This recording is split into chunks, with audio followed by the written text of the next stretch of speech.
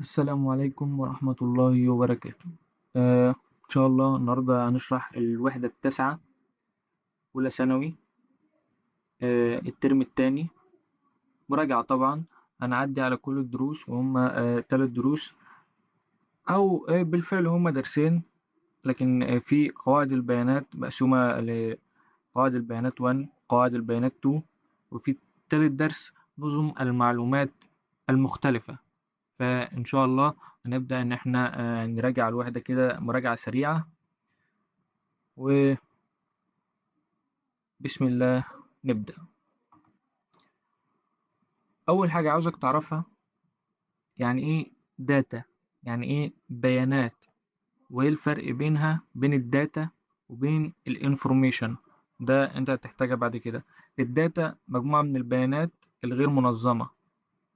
تمام، يعني أنت معاك مثلا كتب كتير، بس مش عارف كل الكتب مع بعض، يعني كتب العلوم مع الدراسات مع الرياضة مع العربي مع الإنجليزي، مش عارف تفرق بيناتهم. الانفورميشن معناها معلومات، يعني انت مخلي كل كتب محددة مع بعض، يعني كتب الرياضة لوحديها، كتب الإنجليزي لوحديها، كتب البرمجة لوحديها. ده الفرق البسيط بين الداتا وبين الانفورميشن. طب احنا عندنا داتا كتير مش عارفين ننظمها، فالعلماء والمهندسين لجوا الحل اسمه قواعد البيانات أو الداتابيز. الداتابيز دي أهم مصطلح في الوحدة، أو الوحدة قايمة عليها يعني. وهي مجموعة منظمة من البيانات ومخزنة بشكل يسهل الوصول إليها لأغراض محددة. أبسط نظام على كده هو أرقام الموبايلات عندك على التليفون. لو أنت عندك الأرقام بالشكل ده، أرقام بس من غير ما يبقى لها اسم، هل هيبقى لها فايدة؟ هل هتقدر ترن على حد أو توصل لحد؟ معاك مثلا 100 رقم وأنت عاوز ترن مثلا على آه، أحمد محمد، هتبحث عنه إزاي؟ هتفهم الأرقام دي إزاي؟ مع إنها مفيدة، المفروض إن هي أرقام ناس، أنت هتفهمها إزاي؟ ملهاش أي استفادة، ملهاش أي معنى، ملهاش أي قيمة، غير لو هي متسجلة باسم، أو متسجلة بأسمامي أحمد محمد، فبالتالي هتبحث عنه ويظهر لك الرقم. تمام، ده نبذة بسيطة عن الداتابيز، وتعرف ليه هي اتعملت. أهم من إن أنت تعرف الداتابيز إن أنت تقدر تفرق بين الداتا وبين الانفورميشن، زي ما أنا قلت لك، عشان ده هنحتاجها في الوحدات الجاية وهتحتاجها عموما. دلوقتي ندخل على مدير المنظومة. داتابيز مانجمنت سيستم بيوفر 5 حاجات مهمة. أول حاجة تناسق البيانات، وتكامل البيانات، واستقلالية البيانات، وسرية البيانات، وتوافر البيانات. دي مش مهمة قوي، بس مش لازم تفهمهم، عشان هو الشرح بتاعهم أكبر من اللي موجود عندك في المنهج، بس على الأقل تفهمهم أو تحفظهم. أول حاجة تناسق البيانات، هو ضمان إن العمليات المتزامنة للبيانات المشتركة لا تتسبب في مشاكل. هو ده تناسق البيانات، يعني هنيجي لمثال دلوقتي، إن كل الأعمدة وكل الصفوف تبقى متناسقة ومش متداخلة مع بعض. تاني حاجة تكامل البيانات، وهو منع التكرار والعبث والتسجيل أو التحديث غير المصرح به للبيانات.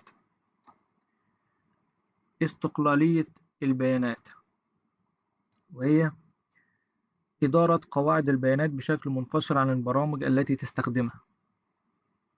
رابع حاجة وهي سرية البيانات، تعيين أذونات وصلاحيات للوصول وإجراء مصادقة صارمة، زي مثلا لو نفترض حاجة اسمها المصادقة الثنائية برقم التليفون. بتشوفها مثلا لو بتسجل في برامج السوشيال ميديا، أو برامج اللي فيها معلومات حساسة شوي، يبقى لازم تفعل فيها حاجة اسمها المصادقة الثنائية، إن هو يبعت لك رقم، والرقم ده بيجيلك على الرسايل، في الموبايل وتبدأ إن أنت تسجله تاني في البرنامج عشان تتحقق من الهوية بتاعتك. خامس حاجة توفر البيانات، وهو إجراء نسخ احتياطي واستعادة واسترداد للاستعداد للأعطال المحتملة بحيث يمكن استعادة البيانات. ده مثلا لما تعمل نسخ احتياطي أو تعمل نسخة تانية من البيانات اللي عندك. نيجي تاني لحاجة مهمة وهي هياكل البيانات. احنا هندرس ايه؟ relationship، اللي هي البيانات العلاقائية، وهي اللي بتبقى في شكل صفوف وجداول وتيبلز. وهنا قاعدة بيانات شبكية نتورك زي شكل متداخل كده. وهنا قاعدة بيانات هرمية زي التري أو زي الشجرة مبنية على بعض. وفي نوع رابع نو سيكوال بيستخدم للأنظمة الضخمة جدا التي لا تناسبنا في الجداول التقليدية. احنا بندرس ده مش مهم أوي بالنسبة لنا، ده برضه مش مهم أوي. المهم أوي التيبلز أو الجداول المرتبطة ببعض. طب الجداول دي قايمة على مفهوم ايه؟ الريليشن شيب، القضاء على تكرار البيانات بربط الجداول. وبتتعمل ازاي؟ بلغة سيكوال. هي دي لغة سيكوال، لغة خاصة بالاستعلامات الهيكلية والتيبلز والمعلومات والانفورميشن. لما تيجي تسجلها فهي بتسجلها بلغة سيكوال الأنظمة الكبيرة. زي مثلا عندنا أعمدة كولومز، وعندنا صفوف روز. فأي جدول في الدنيا بيتكون من أعمدة، بيتكون من صفوف. طيب الانتقاء ده بقى ندخل على شوية جبر. السلكشن بيتم عن طريق بعض المعادلات الرياضية، هي مش علينا بس هي موجودة في لغة سيكوال. لو انت مثلا عندك جدول زي ده وعاوز تستخرج الطلاب السي 2، او مثلا الصف التاني، او ايا حاجة يعني، فبتعمل سلكشن، بتستخرج صفوف محددة.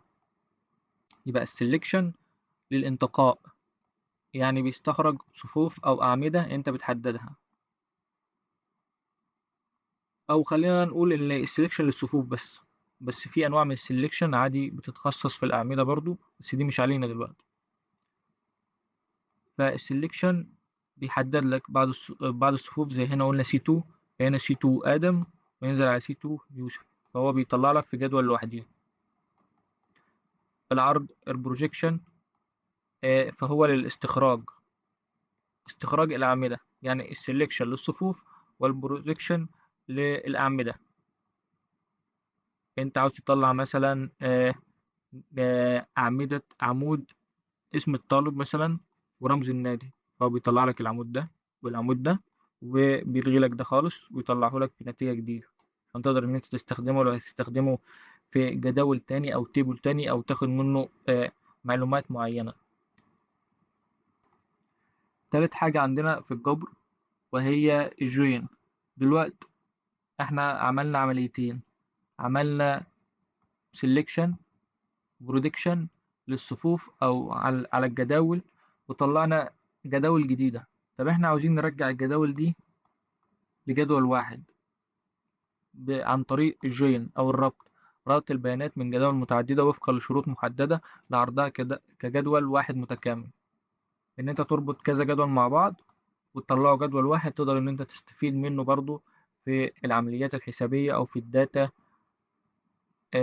فده عن طريق الجوين. نيجي لتقريبا آخر حاجة معانا في الوحدة، وهي وحدة بسيطة جدا. أهم حاجة تعرف المصطلحات بتاعها، ومصطلح الداتابيز، وربط الجداول ببعض بالجين مثلا. والمصطلحات المهمة اللي أنا قلتها حاول إن أنت تحفظها زي ما هي موجودة بالظبط. نيجي هنا لأنظمة المعلومات. أول حاجة ال EIS. ده زي كده لوحات التحكم. لو أنت شفت قبل كده لوحات التحكم اللي هي الألوان والدوائر والنسب، هنا نسبة صافي مثلا ربح الشركة، وهنا صافي ربح أي حاجة. فدي موجز للإدارة العليا عن أداء المنظمة كلها ككل، الشركة كلها. وهنا نيجي للدي اس اس، السيشن سبورت سيستم، وهو دعم القرارات. يعني القرارات غير الروتينية بيحولها لتحليل، ان انت القرارات كلها اللي تخص الشركة، سواء قرارات شراء او قرارات بيع، اي قرارات بترجع للدي اس اس. وهنا الام اي اس، مانجمنت انفورميشن سيستم، المعلومات الإدارية. تقارير بقى دورية، هنا التقارير الدورية، يعني الدورية دي ممكن تبقى كل شهر، آه مثلا كل يوم عادي. لكن المعلومات التنفيذية دي بتبقى عن أداء المنظمة كلها خلال حقبة زمنية طويلة شوية، 6 شهور، اللي هو الربع سنوي أو النصف السنوي أو السنوي، عشان تقدر تفرق بين الاتنين يعني. وهنا التي بي اس، وده اللي بيعالج الحاجات اليومية، الحاجات اللي بتحصل كل يوم، زي مثلا حجز الطيران. لو في شركة مثلا عندها مخزون، فهي بتراقب المخزون كل يوم، والعربيات اللي هي وزعت المخزون كده يعني. ندخل على تكامل الأنظمة، وده اسمه ERP. ده نظام متكامل يجمع كل وظائف الأعمال، اللي هي المحاسبة وسلسلة التوريد وعلاقات العملاء في مكان واحد، يعني في تيبل واحد، زي التيبل اللي احنا شفناه زي كده مثلا. فهو بيقدر إن هو يجمع كل الحاجات والعملاء وكل حاجة في أماكن زي دي محددة، في التكامل الرأسي والتكامل الأفقي. التكامل الرأسي ربط مستويات مختلفة، مثال بيانات التي بي اس اليومية لتغذية التقارير الام اي اس. وهنا التكامل الأفقي الهوريزونتال، ربط نفس المستوى عبر الأقسام المختلفة، ربط مثلا نظام المبيعات ونظام المخزون. وهو ده اللي احنا قلنا فوق، ان انت بتاخد جزء معين من التيبل وتبدأ ان انت تربطه مع أنظمة تانية عشان تاخد زي هنا تقارير الام اي اس، وهنا تقارير نظام المبيعات تربطه بنظام المخزون. كده احنا خلصنا الوحدة، ما خدتش 10 دقايق أو ربع ساعة. تقدر إن أنت تراجعها تاني من الكتاب بتاع المدرسة بشكل كويس جدا. وإن شاء الله أي معلومة تبقى جت في الامتحان يبقى إحنا قلناها في الفيديو، عشان إحنا لخصنا كل حاجة. كل حاجة موجودة بالظبط في كتاب المدرسة أو الكتاب الوزاري اللي معاك، فإحنا قلناها. أول حاجة الإدارة، تاني حاجة الهياكل والأعمدة والجداول والصفوف، وهنا العمليات اللي انت بتقومها بتعملها على الجداول والربط وما إلى ذلك. وهنا التطبيقات والأنظمة اللي انت بتحتاجها، وتعمل نظام ERP شامل. تقدر ان انت تلخص الوحدة في الأربع حاجات اللي احنا قلناهم دول. ودي حاجة كده بسيطة، ممكن ان انت تقعد مع نفسك، أول سؤال، تاني سؤال، تالت سؤال، وتجاوب عليها في التعليقات. ازاي ان احنا نعمل الحاجة دي، ننفذ المهمة دي ازاي، والنظام وشكل السؤال في الامتحان هيبقى زي كده بالظبط. والسلام عليكم ورحمة الله وبركاته.